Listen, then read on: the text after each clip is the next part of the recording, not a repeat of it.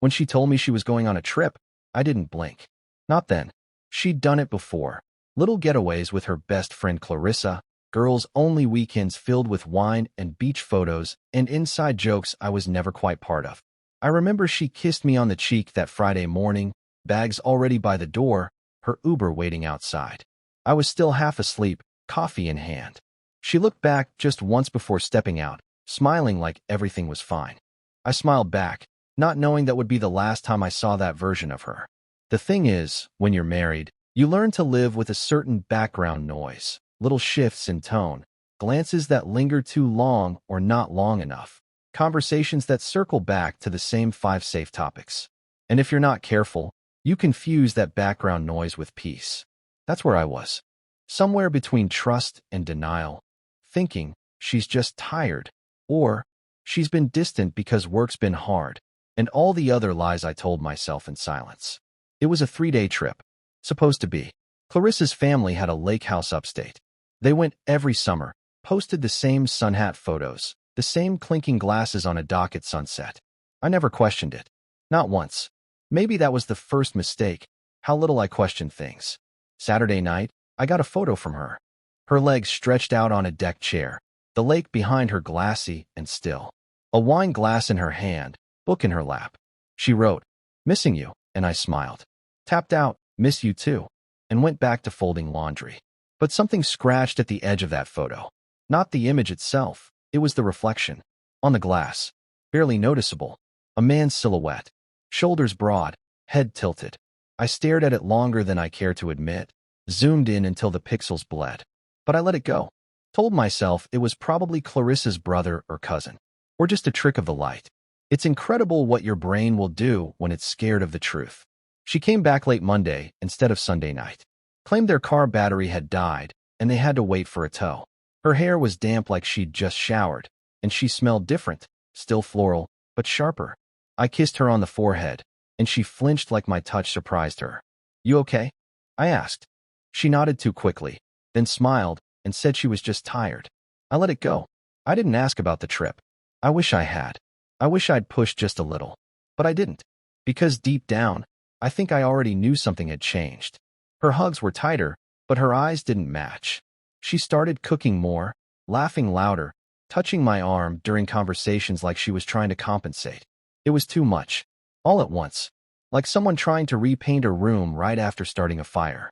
Weeks passed. Then a month. And then one morning, I found her in the bathroom, sitting on the floor, knees to her chest, test stick trembling in her hand. She didn't hear me come in. She was staring straight ahead, mouth slightly open. I saw the second line before she even turned. Her eyes met mine, and for a moment, neither of us said a word. Just the two of us in that narrow, tiled silence. "Is it ours?" I asked. Not angrily, just numb, like I was asking about the weather. I don't know why that's what came out, but it was. She blinked fast. Swallowed. "Of course it is," she said too quickly, her voice shaking on the "of course." I nodded. But something inside me had already started to unspool, because she didn't say it like a truth. She said it like a wish. For weeks after that, I played the part. I asked about OB appointments, bought prenatal vitamins. We even picked names one night over dinner, laughing like the world wasn't shifting beneath us. I don't know if she noticed how much I watched her during those moments, how her smile would twitch at the corners, how her eyes darted away when I said the baby had her nose. The dam finally cracked the night of Clarissa's birthday. She invited us both, which was strange. Usually it was just girls only, or some low-key wine thing I was gently excluded from. But this time, I was asked to come. And Clarissa was overly friendly, hugging me a beat too long, thanking me for being such a good guy. My wife avoided eye contact most of the night, sipping ginger ale in the corner while people kept glancing at her stomach like it was the elephant in the room. Then I saw him. Clarissa's husband, Julian. He was laughing across the room with a group of guys, hand resting on the back of a chair in that way guys do when they're comfortable. Too comfortable. My wife noticed him too. Her eyes lingered just a moment too long, and when he looked her way, there was this pause. A silence between them that filled the space like smoke. And that was it. Not a kiss. Not a touch. Just a look. One I wasn't supposed to catch. I left early that night. Told her I wasn't feeling well. She offered to come with me, but I told her to stay. Said I'd be fine. I drove around for hours, parked in an empty grocery store lot, stared at the glow of the dashboard. It was raining, just lightly, but enough to blur everything beyond the windshield. I kept seeing that look between them, how he smiled, how she looked down after, how neither of them looked remotely surprised to see the other. I didn't sleep that night. By morning, I made a decision. Not rage, not confrontation, just clarity. So I started preparing, silently, methodically. For what, I wasn't sure. But something told me, whatever this was, whatever she thought would happen next, I wasn't going to be the one caught off guard. I started with small things. Backups of every file, copies of every text, every credit card statement, every email she'd ever forwarded from Clarissa with vague itineraries and blurry photos. I told myself I was just being cautious, but it felt more like building armor. Every day I went through our routines like normal, but inside, I was documenting a war. One night, I waited until she was asleep and opened her phone using Face ID. It felt like a betrayal, but the guilt lasted about 3 seconds until I saw a hidden album in her photos. Not password protected, just cleverly named. Recipes. There were no recipes. Just 4 photos. All from that weekend. One of her in a sundress, sitting on a boat, smiling into the camera. One of a wine glass on a porch railing. One blurry shot of someone else's shoes on the floor beside a bed. And the last one, a selfie, her head on Julian's bare shoulder. He was asleep. Her eyes were open. She looked peaceful, content, like I hadn't existed in her world at all. I set the phone down gently on the nightstand and walked to the kitchen. My hands were shaking. I poured a glass of water and stared out the window, not seeing anything. That was when I knew. It wasn't just suspicion anymore. It was truth, cold and clear. The baby wasn't mine. It never had been. I didn't confront her that night. I couldn't.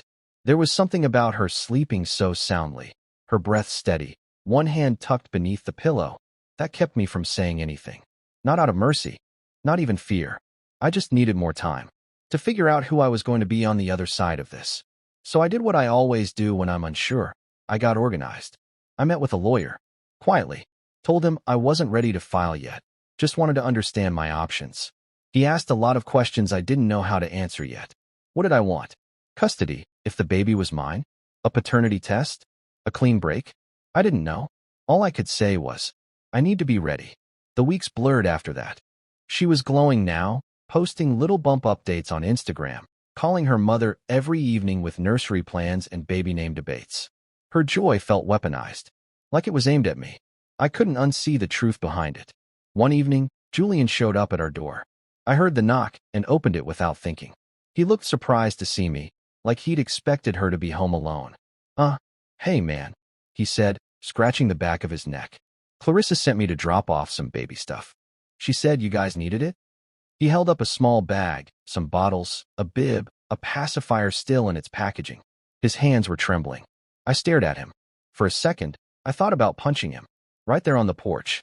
Just one solid hit to make the world feel fair again. But I didn't. Instead, I stepped aside and said, "Come in." He hesitated. "She's not here." "No, she's at the doctor." He stepped in slowly, setting the bag on the kitchen counter. The same counter I'd leaned on the night I saw that photo. The same counter I'd kissed her on while she made pancakes, before I knew. Julian shifted awkwardly. "How are you holding up?" he asked. And that question, like we were both victims of the same storm. I turned to him, my voice calm. "How long?" He looked down, swallowed. "It was one night," he whispered. "That's not what the photos say." He didn't deny it. I walked over to the counter, picked up the bib. It said, "Daddy's Little Peanut," in blue stitching. I held it between us. "You really think I don't know?" I asked. His shoulders dropped. The air thickened between us. "I didn't mean for it to happen. It was stupid. Drunk. We thought it was over between you two." "Did she say that?" I asked, voice barely above a whisper. He nodded. "Yeah." I nodded too. My chest was tight, but my voice didn't waver. "Get out." He opened his mouth, maybe to apologize again, maybe to justify it, but I didn't give him the chance. I pointed at the door, and he left. That night, she came home humming, carrying a smoothie, smiling like she was 20 again. "Baby's healthy," she said. "Heartbeat strong." I just nodded. She didn't notice anything was wrong. Or maybe she did, but chose to pretend she didn't. That was her talent, after all, pretending. A few days later, I told her I wanted to take her somewhere special. A surprise. Just the two of us. She beamed. You're not mad anymore? I smiled gently. No, just needed time. She kissed me, held me for a long while. I felt nothing. We drove to a quiet estate I'd booked in the hills. Private, isolated, the kind of place where no one overhears anything. I had everything prepared. A folder with documents, a sealed envelope, and one final request.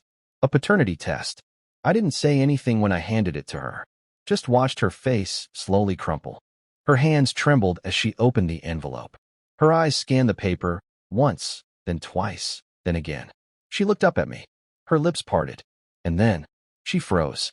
Because I wasn't angry. I wasn't broken. I was ready. And she hadn't expected that at all. She stared at the test results like they were in a language she couldn't read. The words were clear, clinical, precise, undeniable. I watched her face, watched the color drain slowly from her cheeks. There was a tremble at her lip, the kind that betrays every lie before it's even spoken. I didn't say anything. I just stood there, still, waiting. Finally, she looked up. You tested without asking me.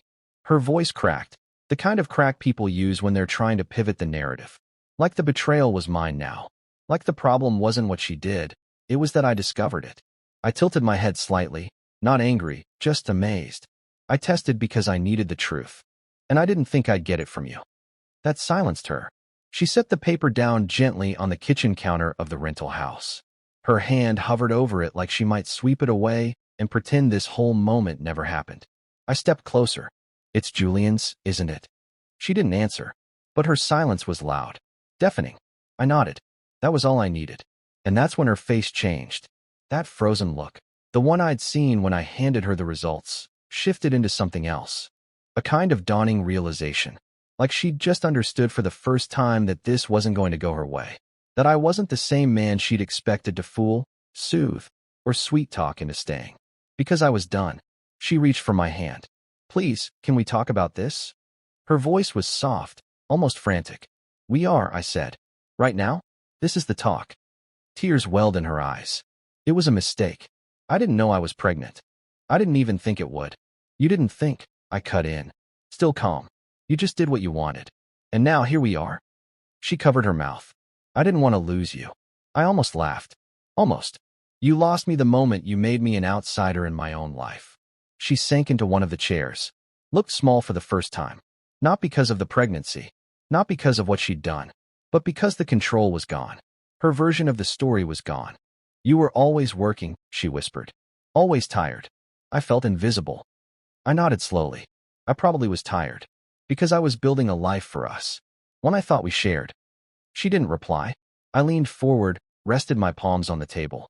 But you didn't talk to me. You talked to Julian. Her jaw tightened. Did you love him? I asked. She didn't answer. That's what I thought.